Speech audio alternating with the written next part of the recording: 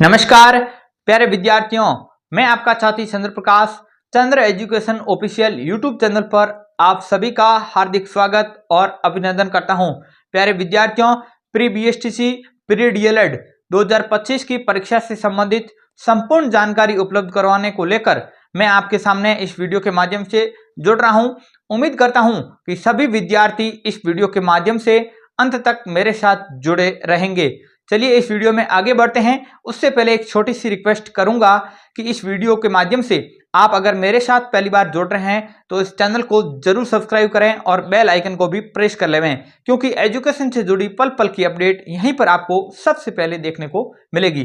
चलिए इस वीडियो में आगे बढ़ते हैं और बात करते हैं सबसे पहले प्री बीएसटीसी 2025 से संबंधित, जिसको प्री डीएलएड 2025 के नाम से भी जाना जाता है। इसमें मैं बात करता हूं सबसे पहले विद्यार्थियों के जो अलग अलग क्वेश्चन है, मैं यहाँ पर पूरा नोट डाउन करके लाया हूं कि विद्यार्थी एक 12th पास करके आता है तो उनके मन में क्या क्या प्रश्न हो सकते हैं। उन तमाम प्रश्नों पर मैं डिटेल में चर्चा आगे करने वाला हूं। सबसे पहला प्रश्न है कि प्री बीएसटीसी या जिसको अक्सर विद्यार्थी बीएसटीसी परीक्षा कहते हैं, इसका आयोजन कब होने वाला है। तो आपको मैं बताना चाहूंगा कि अभी मार्च के अंदर बोर्ड की परीक्षाएं शुरू हो रही हैं और मार्च अंत तक लगभग बोर्ड की परीक्षाएं खत्म हो जाएगी।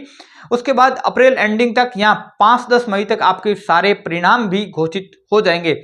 और उसके बाद पिछली बार जून में इसका आयोजन हुआ था और 15-20 मई के बाद और 30 जून से पहले ये समयावधि है, इसके अंदर कभी भी प्री बीएसटीसी परीक्षा का आयोजन हो सकता है, क्योंकि ये एक ऐसा समय है जो ग्रीष्मकालीन अवकाश का समय रहता है। सारे विद्यालय भी सेंटर के लिए उपलब्ध रहते हैं, सारे शिक्षक भी फ्री रहते हैं और वापस जुलाई से जब एडमिशन शुरू हो जाते हैं तो स्कूलों में भी एडमिशन प्रक्रिया के चलते सेंटर भी अवेलेबल नहीं हो पाते हैं। और जब जून के प्रथम वीक या फिर मई के एंडिंग में जो परीक्षा हो जाती है तो उसका बीएसटीसी का जो सेशन है वो भी टाइम अनुसार शुरू हो जाता है, क्योंकि पहले 2 सेशन कोरोना के बाद ऐसे गए हैं जो नवंबर दिसंबर तक जाते जाते उनकी रिपोर्टिंग हो पाई थी और काफी समय बीत चुका था। वहां पर विद्यार्थी 2 साल की बीएसटीसी को 2.5 से 3 साल में पूर्ण कर रहे थे। तो आप लोग 20 मई के बाद और 30 जून से इस समयावधि के अंदर अपने आप को पूर्ण रूप से तैयार कर दें कि मई एंडिंग के अंदर इसकी परीक्षा या जून में मध्य अवधि के अंदर इसकी परीक्षा होने की संभावना बहुत ज्यादा है। उसके बाद विद्यार्थियों का अगला क्वेश्चन है कि तैयारी कब से शुरू करनी चाहिए, क्योंकि अक्सर 2 प्रकार के विद्यार्थी प्री बीएसटीसी परीक्षा के अंदर बैठते हैं। एक वे विद्यार्थी जो अभी 2025 में बीएसटीसी पास करेंगे और एक वे विद्यार्थी जो 2024 या इससे पहले 12th पास कर चुके हैं, क्योंकि अक्सर जो 2025 में अभी 12th पास करके विद्यार्थी आएंगे तो उनके लिए सबसे पहले ये एक परीक्षा एक चुनौती रहती है, क्योंकि अक्सर स्कूली बैकग्राउंड अगर विद्यार्थी का अच्छा रहा है तो हो सकता है वो इस परीक्षा को पास कर सकता है 2-3 महीने में पढ़कर।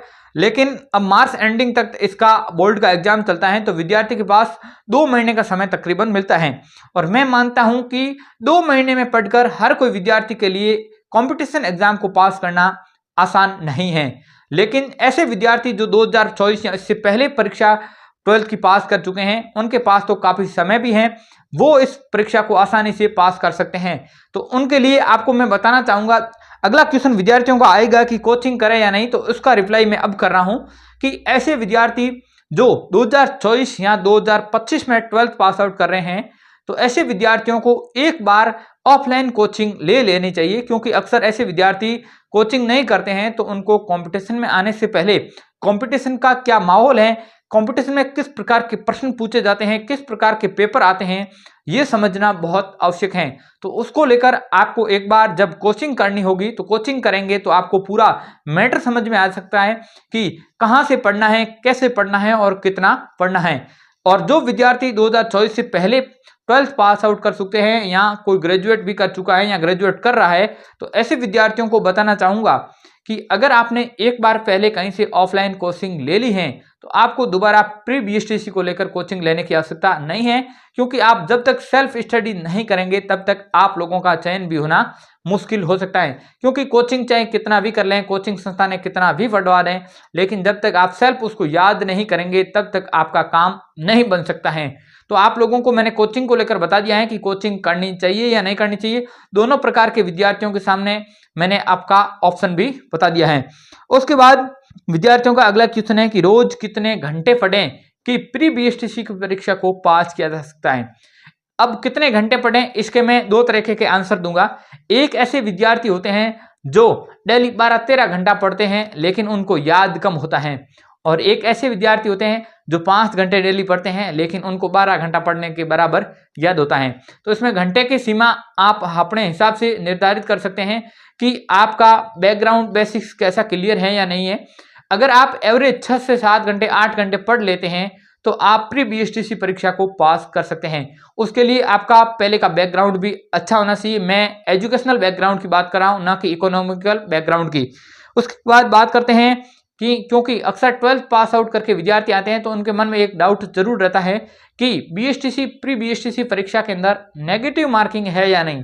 तो आप लोगों को मैं बताना चाहूंगा कि प्री बीएसटीसी हो या चाहे पीटीटी की परीक्षा हो, इनमें नेगेटिव मार्किंग का कोई प्रावधान नहीं है। आप लोग बेझिझक होकर पूरे के पूरे क्वेश्चन कर सकते हैं।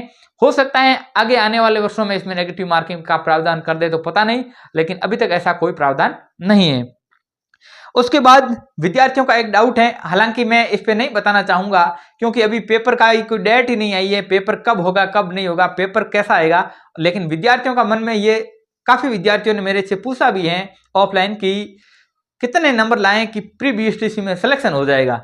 तो मैं इसका उत्तर दूंगा क्योंकि अभी आगामी पिछले वर्षों में जो पेपर हुए हैं और अभी जो 2024 का पेपर हुआ है उसमें तो कट ऑफ ने ये आंकड़ा लगाया था कि कोई उम्मीद नहीं कर रहा था कि इतनी कट ऑफ जा सकती है, क्योंकि हर बार लगभग 390-400 के बीच कट ऑफ रहती हैं। और 2023 का जो पेपर था उसमें 399 तक ओबीसी बॉयज का लास्ट तक हुआ था और 384 के आसपास गर्ल्स का भी हो गया था।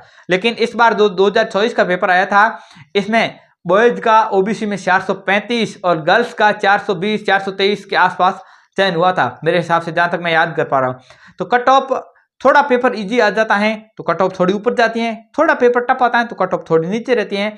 लेकिन अब विद्यार्थी एक बार प्री बीएसटीसी में सिलेक्शन नहीं होता है तो अगली बार 1 साल से तैयारी शुरू कर देता है तो वो थोड़ा एडवांस लेवल में आ जाता है, तो कट ऑफ को कहीं ना कहीं 4-5 क्वेश्चन वो भी आगे ले जाता है। तो आप लोगों को सावधान रहना है, कट ऑफ कितनी भी जा सकती है।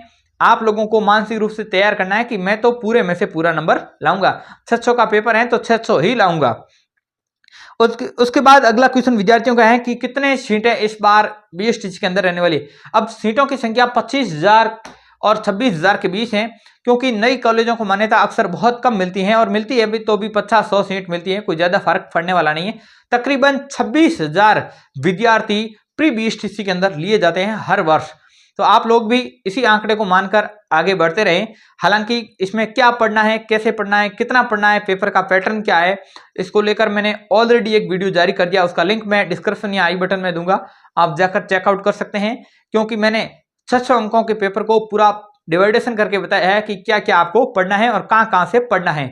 उम्मीद करता हूं वीडियो हेल्पफुल लगा है तो वीडियो को लाइक करें और अपने सभी सहपाठियों को इस वीडियो को ज्यादा से ज्यादा शेयर कर दें ताकि उनमें भी प्री बीएसटीसी की परीक्षा को पास करने की एक आग मन में जग सके, ताकि वो भी अपनी परीक्षा के लिए अपने आप को पूर्ण रूप से बोर्ड परीक्षा के तुरंत बाद तैयार कर सके। इस वीडियो के माध्यम से इतना ही।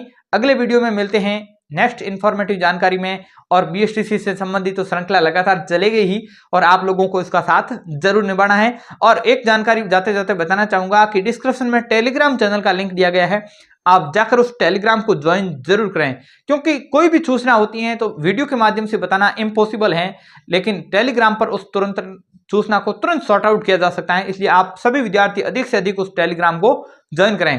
मिलते हैं नेक्स्ट वीडियो में, तब तक के लिए जय हिंद, जय Bharat, bye bye, take care.